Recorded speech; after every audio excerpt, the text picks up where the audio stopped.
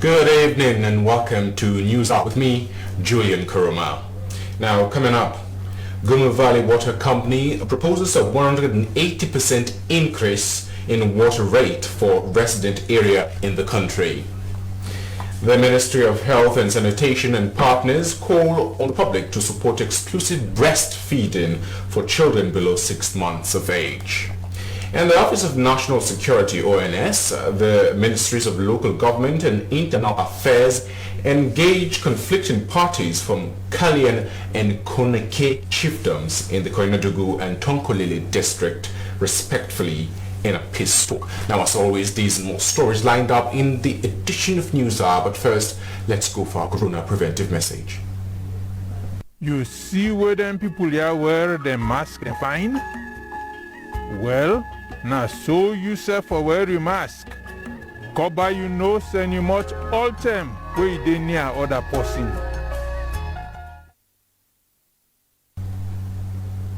Please mask up and stay safe.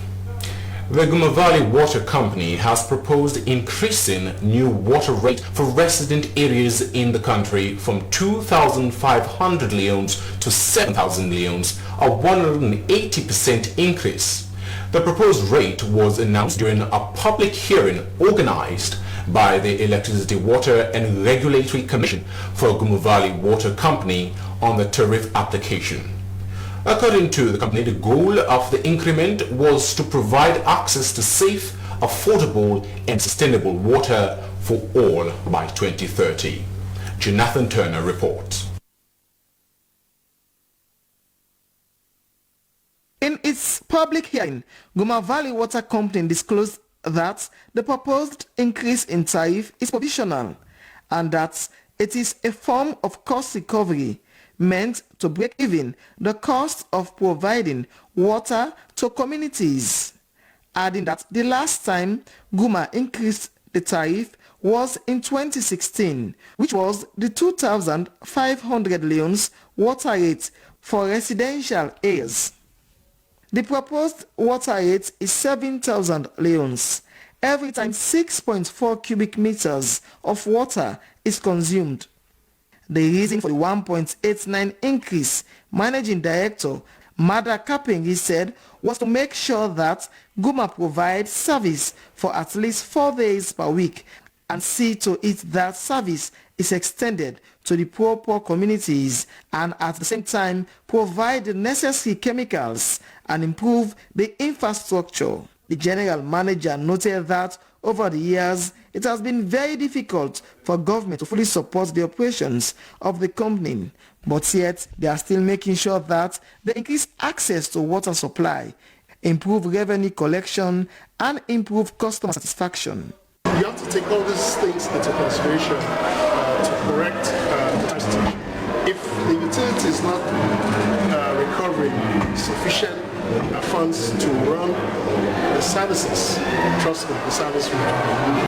Director General, Electricity and Water Regulatory Commission, Emmanuel Mana, said providing services that are safe, desirable and affordable to consumers are goals the institution is working towards. He urged the public to show understanding and cooperate with the management of Guma Valley Water Company on the proposed new tariff. Quoted the act, there is always a provision for the public to be heard, and those will be heard. So whatever proposal Guma has to come up with, we have to make sure the public, they present that to the public as we have done, and the public will have the public view because they are service providers to the public. We cannot just take the issue. It's on the nutshell.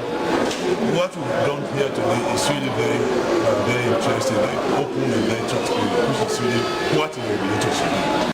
Guma Valley Water Company management said the proposed tariff on the water rate will help those facilities already established and develop new sources at Kanigo, Angola Town, Mogiba, and Tonahil.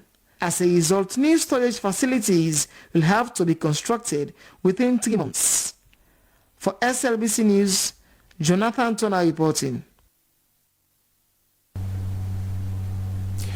To stop malnutrition and promote the importance of breastfeeding around the world for human capital development, the Minister of Health and Sanitation and partners have in a press briefing called on the public to support exclusive breastfeeding for children. Emmanuel Samura attended the press briefing and compiled this report. Touching it is when a child wraps in the mother's arm, especially during the first hour of the child's birth. Breastfeeding strengthens the bond between mother and child, as it also helps the child to know the smell of the mother. Imagine how discriminating, depriving and inhumane it is for those individuals who never had the opportunity to be breastfed by their parents. Despite efforts made to lure people into exclusive breastfeeding, the misinformation on the importance of breastfeeding, especially during this COVID-19, is on the verge to kill such an effort. Yes, people are using this negatively and they think they should be promoting their own products and other things here and there. Yeah, now, if you breastfeed the child during COVID, you may give the child COVID. But since the beginning of COVID, there has not been any documented evidence yet. And that is what you need to know, that the mother have transmitted it through that. UNICEF representative Liv Ellen Indrington said exclusive breastfeeding increases a child's chance of survival and also improves their cognitive capabilities. Madam Indrington said for every $1 invested in breastfeeding, it generates $35 in economic returns, and congratulated the government for the enactment of the Breast Milk Substitute Act. The government of Sierra Leone is therefore congratulated on the hard work taken in the enactment of the Breast Milk Substitute Act, which prioritizes the promotion and protection of breastfeeding as a fundamental step in the fight for the survival and development of children in the country. Chief Executive Officer Focus 1000, Mohammad Jallo, encouraged the media to desist from comparing baby foods to breast milk in their different adverts. There is nothing that is equal to breast milk. Never you say that. I want to challenge you as journalists. Never write or say that this food is as good as breast milk. It is never the same. We don't know where that milk is coming from. Is it expired? We are not sure. Where is it coming from? Because do we know? We don't know. Chief Nursing and Midwifery Officer Mary Fuller called on men to be responsibly involved in breastfeeding. So I want you men, hand in glove with the women out there, to ensure that from the very first moment, in fact, be curious to know if the baby is put to the breast in the first 1 hour. You ask the nurses when I don't put her on the breast, because you are now going to be part of deliveries in delivery rooms. Make it a point of duty, don't run away, because all the breastfeeding starts right inside that labor ward. Giving technical advice on breastfeeding, Director of Food and Nutrition Aminata Shamit Koroma said mothers should desist from giving water to their newborn, as water hinders exclusive breastfeeding and breast milk has 80% of water. She added that breastfeeding releases stress on the mother, and women that exclusively breastfeed for 6 months are less likely to become diabetic and has less risk of contracting cancer, among others. Emmanuel Samura, SLBC Freetown. The Minister of Defense has embarked on an infrastructure tour to inspect the ongoing infrastructure development at 34 Military Hospital, which was initiated by a First Lady. According to the minister, his visit was to add their support and show gratitude for the gift bestowed on them. Kadia Kagbo has more on the tour. The visits to the 34 Military Hospital is to see the ongoing work and bring new ideas to improve and expand the available spaces for the expansion of medical services. according to the Minister of Defense, Brigadier Retired Kelly Conte. This is the first time they are seeing such a tremendous and significant development, and that the 34 military hospital will be expanded to level 2 hospital, as it will not only provide medical facilities for soldiers but also for communities. Past, some of these units have only what we call MI rooms, medical inspection rooms. This is a small level kind of inspection, just first aid, and then they refer it to 34. He has now in mind to expand them to a level 2 hospital. That is what 34 was a couple of years ago. So if they come up to level 2, we can provide services not only for our soldiers but also for the communities. The Chief of Defense Staff, Lieutenant General Sule Sisei, said they are very much impressed by the ongoing work and they will continue working hard to ensure 34 Military Hospital becomes the envy of all medical services around the world. What we have seen so far is very impressive. As you can see, a pediatric hospital which is almost at the roof height, and we have also seen the admit building which has started, and we are about to also commence a center of excellence at 34, an hospital that probably will be an envy of not only Sierra Leone. The Commander Joint Medical Unit, Colonel Dr. Stephen Sivali, expressed gratitude to senior management of the Republic of Sierra Leone Armed Forces for the initiative to improve 34 Military Hospital, which is in line with the vision of the Minister of Defense. I'm filled with a lot of gratitude, I have to say. I'm very thankful to senior management that they take the vision of I think the Minister and Commander-in-Chief very seriously, and I think it is also motivating to see that they appreciate what this unit is doing, more and my entire team. And of course, it is quite in line with the directives and vision of the Minister of Defense. Ali Jasmine, the project's contractor, said the work will be finished by the end of September as everything was in place. For SBC, Kadiatu Kagbe reporting. In their effort to enhance skills development for self-reliance and job creation among the disabled, the Educational Center for Disabled and Visually Impaired Institution has started a 2-day workshop for trainers of trainees in skills development. The session, which is being held at Educational Center for Blind School Grafton, saw a huge number of visually impaired participants from all communities within the Western area. Amanda Fufana reports. The acting principal of the Educational Center for the Disabled and Visually Impaired Institute, Daniel Bakima, noted that the disabled form part of the country's population. Therefore, their existence and contributions to society should be prioritized. This only can be attained when the disabled are equipped in the middle-level manpower, as it would not only secure jobs for them, but would also contribute to nation building. He cited that many graduates were floating on the streets, jobless, and according to him, this is because most of them do not attend skills training, and among them, he went on, are the disabled whose situation is worse. Therefore, to complement government's efforts in addressing this challenge, thought it relevant to commence the training for the disabled in catering, tailoring, welding, computer studies, music, and carpentry. Skills training program is all about practical, wherein we are going to teach the student how to do a particular skill or a particular training or a particular program, and how this student will be able to carry out that program to do it. For example, if it's catering. He urged them to be attentive during the training and later transfer the knowledge to their fellows.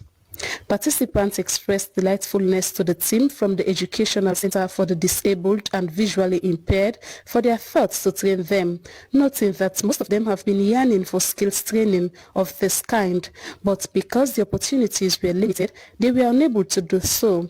Now that the opportunity had been made available to them, they would gladly use it to empower themselves. Well, this training can help me improve my skills in the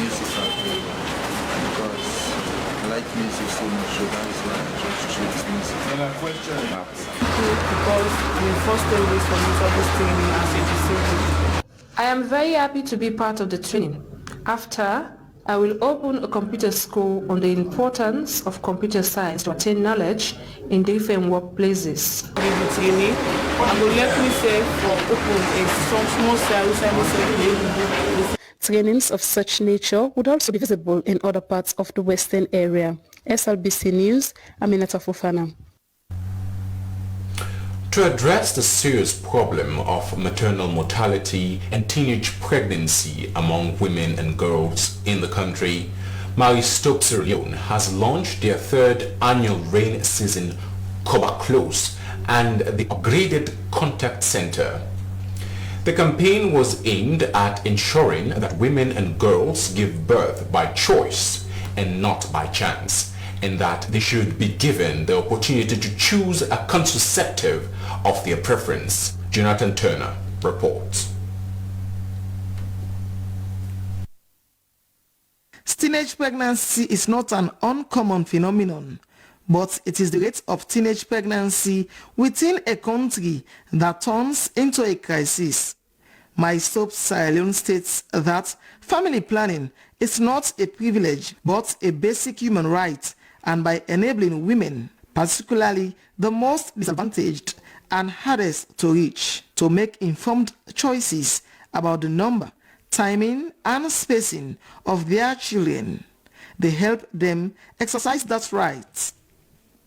According to My Stop Sierra Leone Country Director Dr. Hardy Brown, the rain season Cover Close promotion and upgraded contact center aims at reaching women and girls with quality, personalized and confidential service of choice. Services that are available during this year's rain season Cover Close promotion are long-acting and reversible contraceptives, specifically the IUD or coil and implants, Captain Band, with sexual and reproductive health counselling.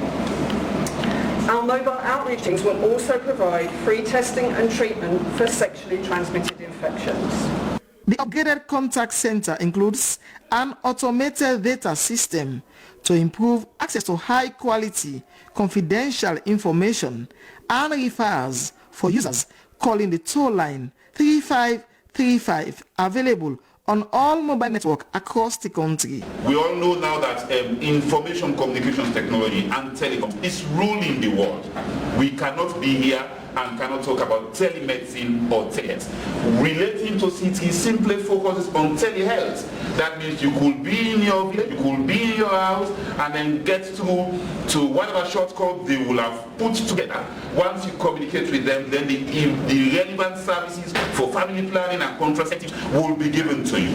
My only advice will be for us, the rest of mankind here, not to misuse the facilities that will be provided us. Such a move by My Stop Sierra Leone for the public to get information and counseling will help provide consistent quality service delivery on sexual and reproductive health in the country. Communities to our programs. So we encourage, My Stop to such training, focus on community engagement, use the media, and we think the media play a critical role in the promotion of contraceptive. My Stops will improve the response on sexual and reproductive health services, including family planning and the knowledge and skills necessary to make healthy, informed decisions about the lives of women and girls. The upgraded contact center and season Cover Close promotion are exceptional, unique opportunities for women and girls and couples to have the power to choose a contraceptive method of choice. For SLBC News, Jonathan Turner reporting. In a bid to evaluate the successes and challenges that the organization One Family People have encountered to help promote equal rights for the disabled community, representatives from different disabled communities have proffered their opinion about the strides of the One Family People. Let's have a look at the evaluation process. Inclusive participation in positions of governance, access to education for the disabled communities, and awareness raising for a review of the Disability Act 2011 are few of the actions the One Family people have made to ensure equal rights for everyone. Buya Sisei is the program manager at Disability Awareness Action Group. He presented the activities his organization has made through funds from OFP. Our report factor from January to June 2021, outside of our narrative, I just want to give you brief to explain to you that we work closely with the Affairs Foundation since 2004 to date, and we have been working to make sure that we reach children with disability to LS. Amidst the many successes of the One Family people, a parent of a disabled child cautioned other mothers to keep strong in trying times. My child was in nappies. We tried everything and she didn't come out of nappies quick. The cost of that, I can't put into words. You would think just nappies, but yes, huge cost. Healthcare needs cost.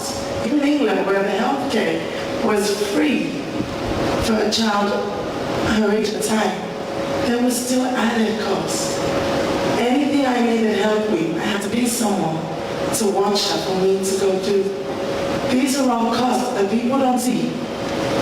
And we cannot give what we don't have as parents. One Family people says they will continue to offer respite to organizations, parents and people with disabilities in numerous ways. This midterm evaluation, at the start of the 2021 programmatic year, we had a lot of plans, and then our partner organization submitted a plans, and I believe you were invited also to the Inception workshop, where we gave hundreds of millions out to partner organizations, almost $1 billion, something above $1 billion, and then we've seen them go into the field to work, and they are coming back after January to June.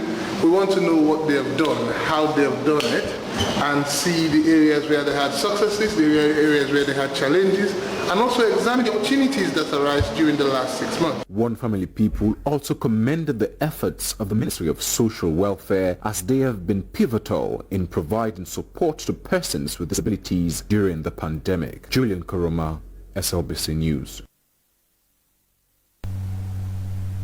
Representing the traders union in Sierra Leone, Vandi Lansana has disclosed that the lack of effective data between petty traders and small, medium enterprises is a serious challenge for the union and the Sierra Leone Small and Medium Enterprise Development Agency. He made this disclosure during a national stakeholder dialogue forum for effective coordination of SMEs operation in Sierra Leone. The event took place at the New England Brookfields Hotel. William Wise was there. The National Stakeholder Dialogue Forum for Effective Coordination of Small and Medium Enterprises seemed to address challenges and map out policies for SMEs in the country. The private sector, as partners in SMEs coordination and development, plays a vital role in the human capital development of a nation. If our private sector grows, if the SME sector grows, you see that it will help to stabilize, it will create more jobs. I mean, they'll be able to help the country in cutting down how much we are importing into this country. They will also help export. So those are all the benefits, and I'm very, very sure what we're doing today is one thing which we hope will continue.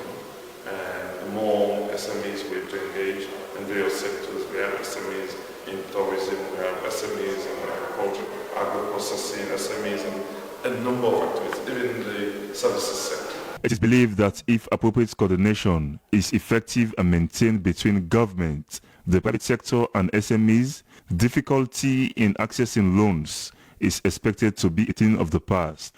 All over the years, this sector has never been classified. In the sense, we have key players within the sector. One, we have people dealing with petty trading activities. We have people who are SMEs, dealing within the middle manpower. We have people who are importers. that are large-scale people or manufacturers. But in the whole sector, everything is being mixed up. You cannot distinguish between a petty trader and an SME wholesaler, mean an SME. Everybody serves within the same platform. So it makes it very difficult even to have metrics, statistics and data as to who is an SME from a petty trader. There the problems lies. Minister of Planning and Economic Development, Dr. Francis Kaikai, underscored the importance of the dialogue, noting that through SMEDA, President Bill is committed to empower youth and the middle-aged people through the Munafa Fund microcredit scheme. Economic experts consider monitoring as a key element in project implementation.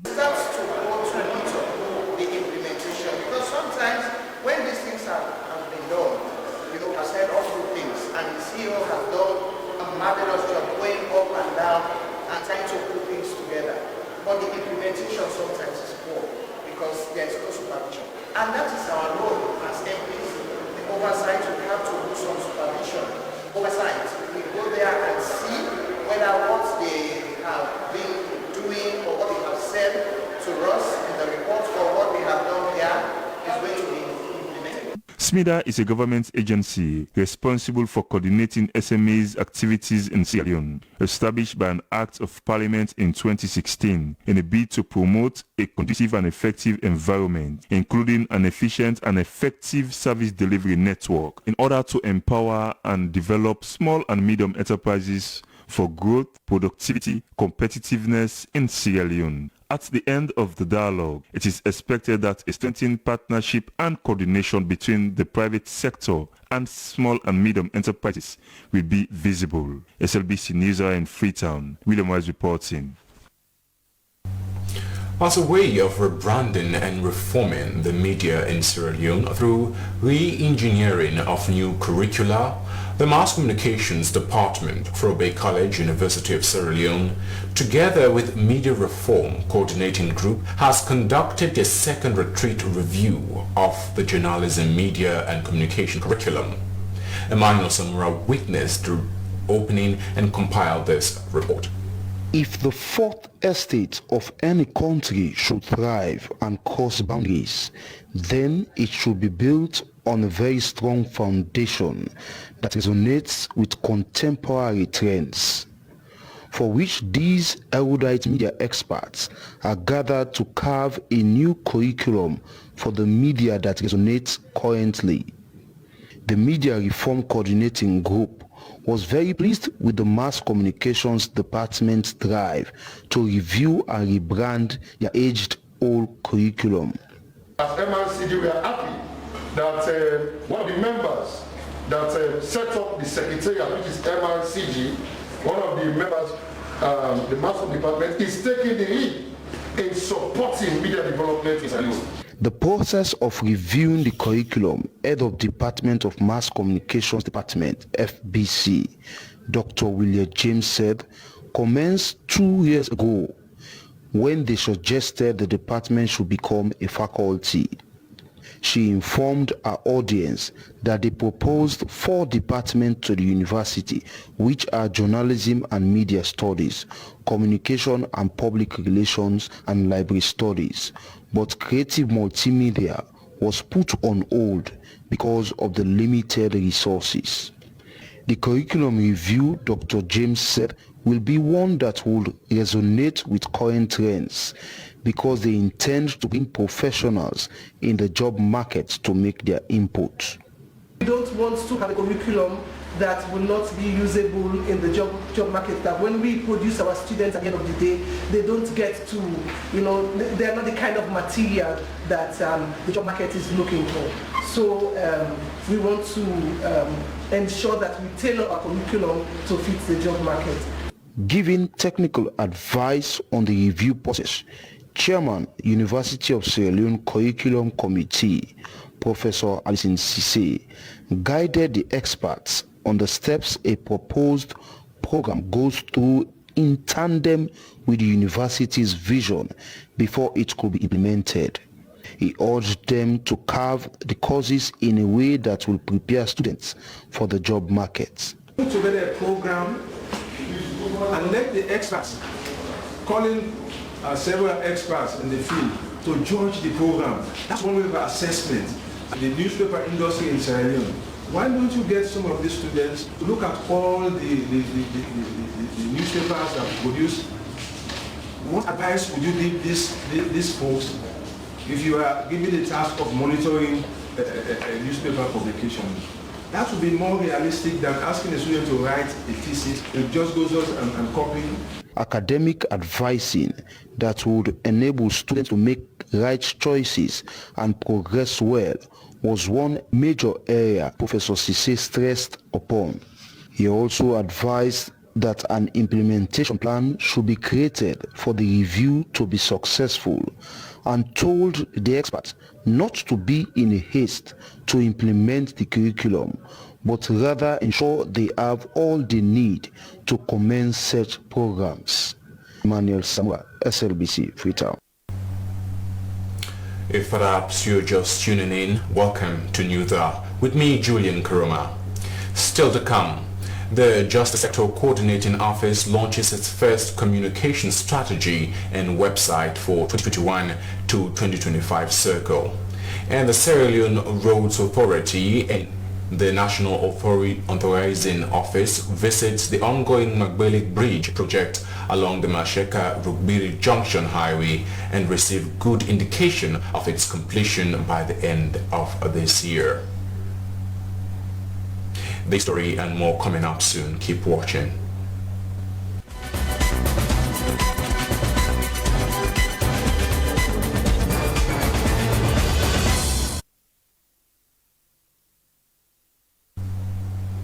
Welcome back to News Hour with me, Julian Karoma.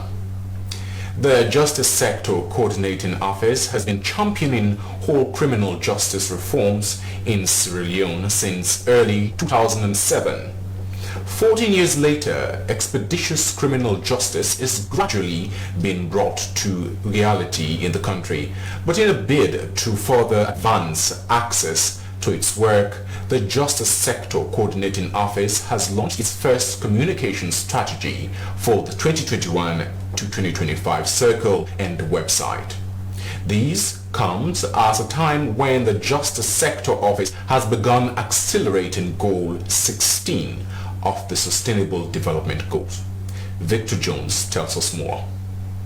For years now, members of the public, stakeholders and donors have been stranded of information and education about the Justice Sector Coordination Office's work in the country. Today, Mr. Chairman, distinguished ladies and gentlemen, we are excited to launch the Justice Sector Communication Strategy and our newly developed website that will serve as an information and education platform for all Justice Sector partners, including government agencies working on Sustainable Development Goal 16+, development partners, civil society organizations, and the general public. It is hoped that this website will be the main gateway to access information on the justice sector, including strategic documents, policy initiatives, and ongoing reform programs. Key objectives of the communication strategy, among others, are to enhance proactive communication with the public, donors and stakeholders, and to drive home best practices in the execution of its work in the justice sector. For many years, UNDP has supported the Justice Sector Coordination Office to develop successive justice sector reform strategy and investment plans, with the most recent covering the period 2019 to 2023. This relationship is strengthened through the shared belief that effective justice delivery is the backbone for all other democratic and development processes in a country such as ours. The establishment of JESCA was part of an understanding between the government and development partners as the hub for the interfacing of government MDAs, CSOs, and development partners within the justice sector. The strategy and the website will serve as mechanisms to improve stakeholders' engagement. this website will serve as a resource center for the justice sector information.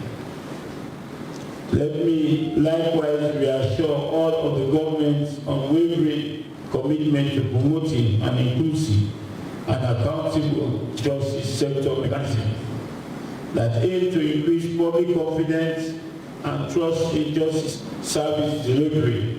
Since 2007, JESCO has transitioned from a largely donor-funded unit with about 5 key staff to a fully government-subverted office in 2020 with more than 10 staff.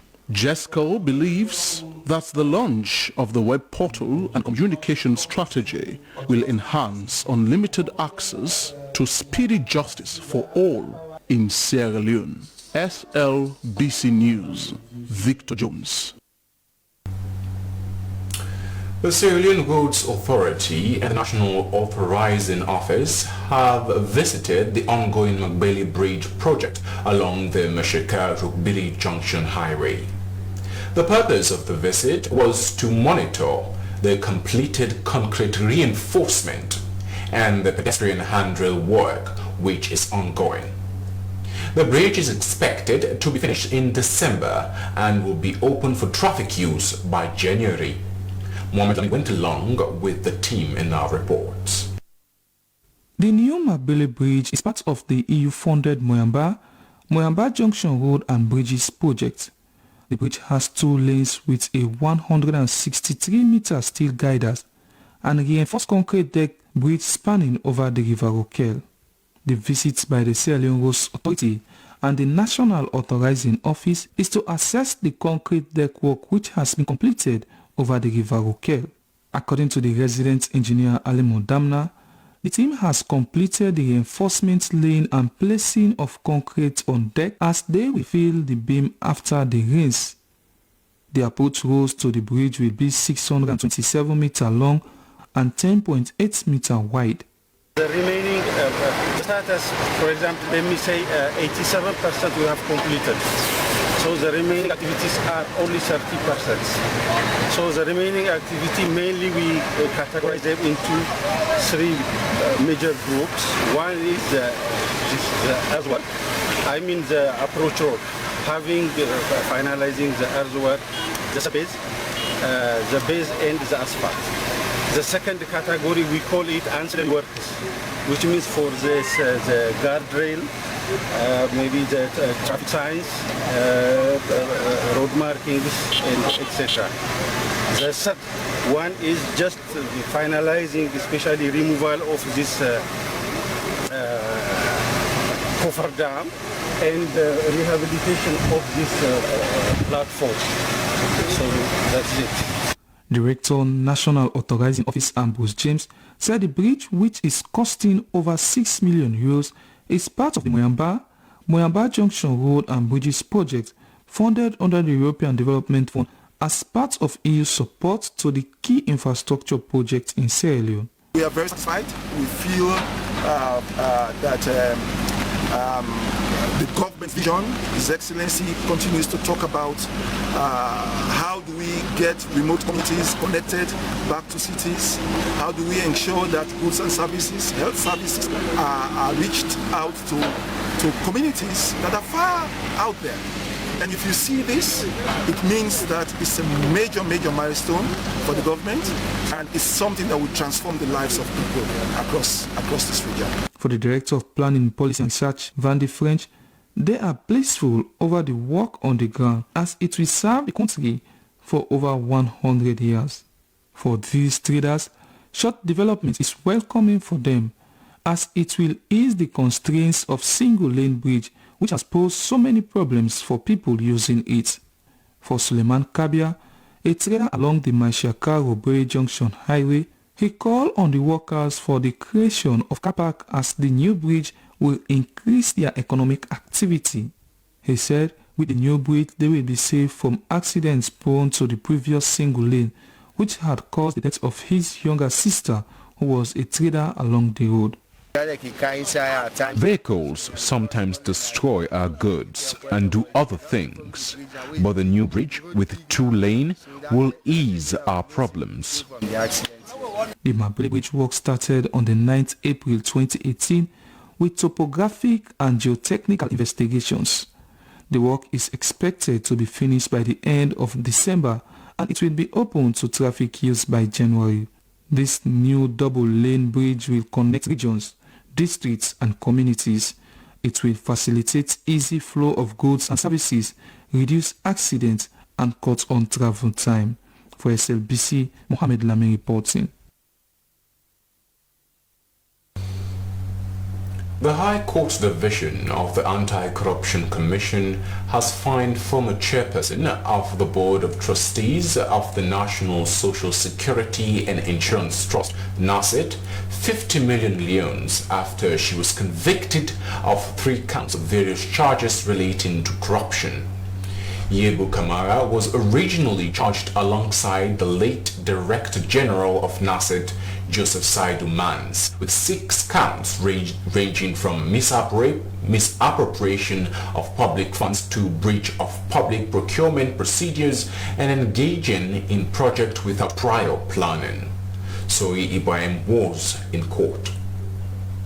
After reviewing the testimonies of over 10 witnesses and stating the position of the law in relation to the offences, Justice Miata Samba said the prosecution needed not to have proved whether or not the accused persons were aware of the illegality of their actions. But what the court interested in was to prove whether Yebu Kamara and late Director General of the National Social Security and Insurance Trust, Nasset, followed due procurement procedures with the 3 local contractors between 2016 and 2017. With the former Director General Joseph Saidu Mans passing on in June this year, Madam Kamara was the only one in the dock to hear the final ruling of the case that has been in the High Court Division of the Anti-Corruption Commission since 2018. The 71-year-old was found guilty on 4 of the 6 counts relating to misappropriation of public funds, breach of public procurement procedures, and engaging in a project without prior planning. However,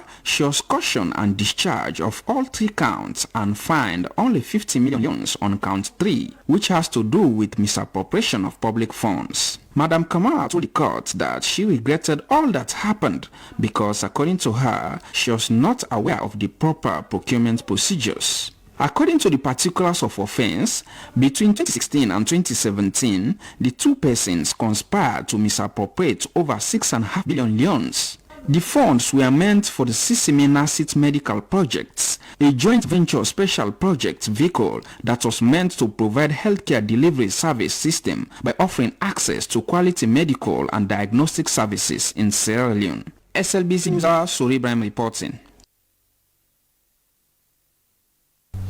And now let's turn our lenses to news making rounds around Africa.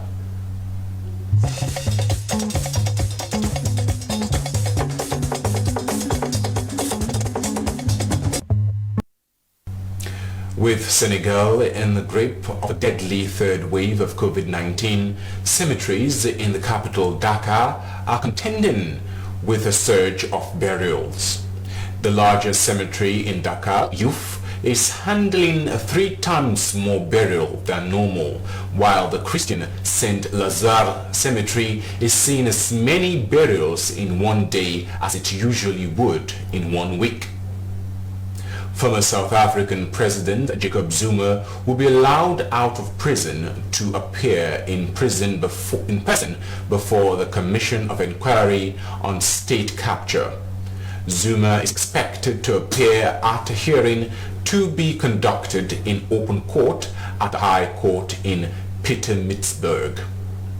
Zuma's lawyer have been adamantly fighting for him to appear in court, claiming it was a violation to virtually appear for the hearing. The court case of Tanzania opposition leader Freeman Mbowe, which was to be held virtually, has been postponed after technical difficulties. Nevertheless, party supporters who had turned out on the streets to back him were dispersed by police and some were arrested.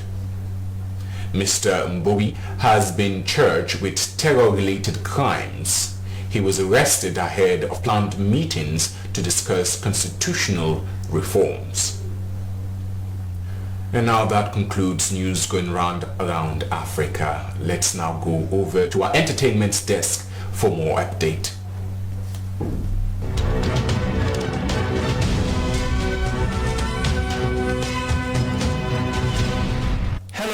To entertainment news, I am Salman Baba Toure. The country is about to be fed with classic songs as one of Sierra Leone's finest female hip-hop artists is set to release her first album ever this year, 2021.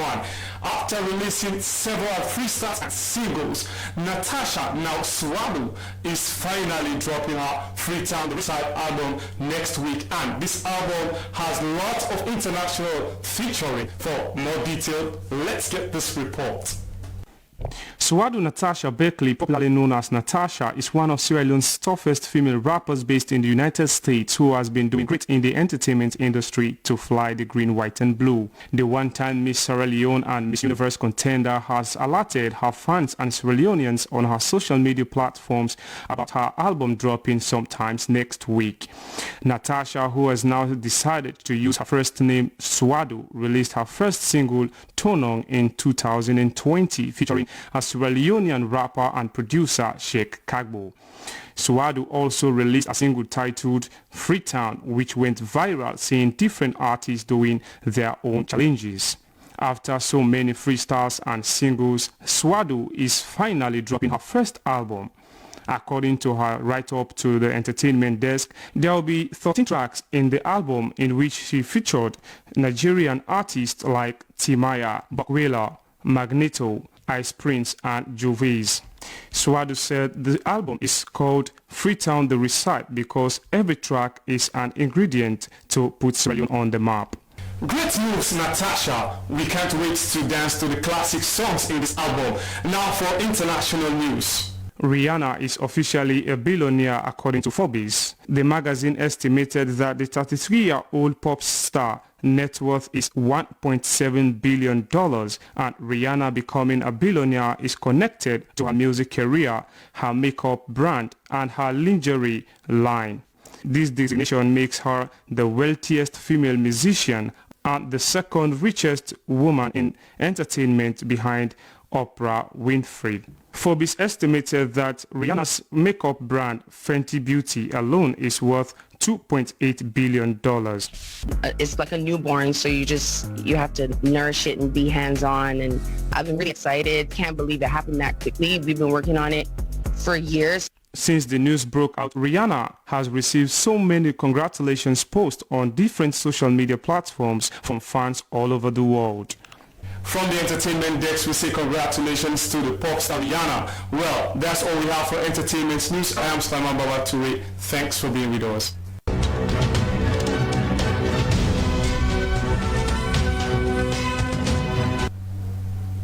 Delightful updates from the entertainment desk. And now let's go over to our sports desk for the latest update.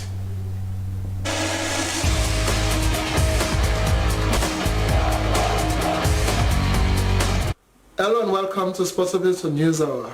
Well, the Tokyo Games is on the lips of many as many African athletes are doing their best to ensure that they attain major milestones in the Games.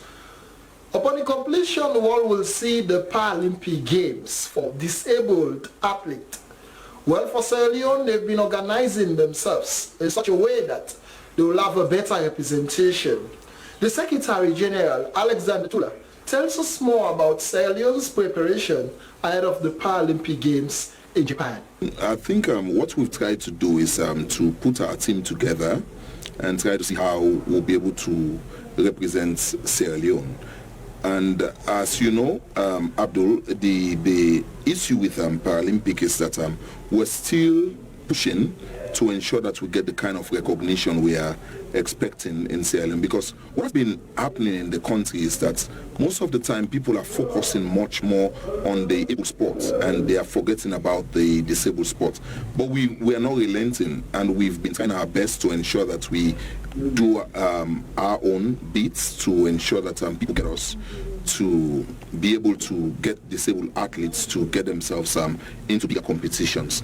And I think as far as I'm concerned, we've done our best, because the last time we were able to send athletes out of this country was a few months back, and it was in Tunisia. This time it's not going as the athlete that is representing Sierra Leone, but he is going as a proud Paralympian. We all know, in fact, it's not just Sierra Leone, it's the entire world. Everybody knows it's George that has been representing Sierra Leone. In India, it was Mohammed, right? In England, it was Mohammed. And now, in 2016, I took George to the games in Brazil, the Rio Games. And now he came back to Sierra Leone. We were unable to actually get George to participate in a number of qualification activities. National scene, the pre-season friendly matches are well and truly on course. And in fact, Chelsea had a 2-2 draw with Tottenham Hotspurs, in a very exciting game with lots of exchanges. A game that saw Hakim Ziyech with a brace. There is an highlight of that exciting friendly encounter between Chelsea and Tottenham Hotspurs. Good challenge too. Great from Kante. Ziyech with Werner, makes a space for him. Ziyech is going to go alone. Oh, how about that from Hakim Ziyech? A lovely as we were, but Alonso managed to hook it back to Ziyech. Yeah. Oh, he's done it again. Ali has got a very fortunate deflection on whatever he was trying to achieve. Sar's mistake proved costly. It's Bergwijn, it did, through the legs of Mendy for 2-2 from nowhere. Spurs. On that note, we end this edition of Sports Updates. I'm Abdul Kabir. Thanks for watching.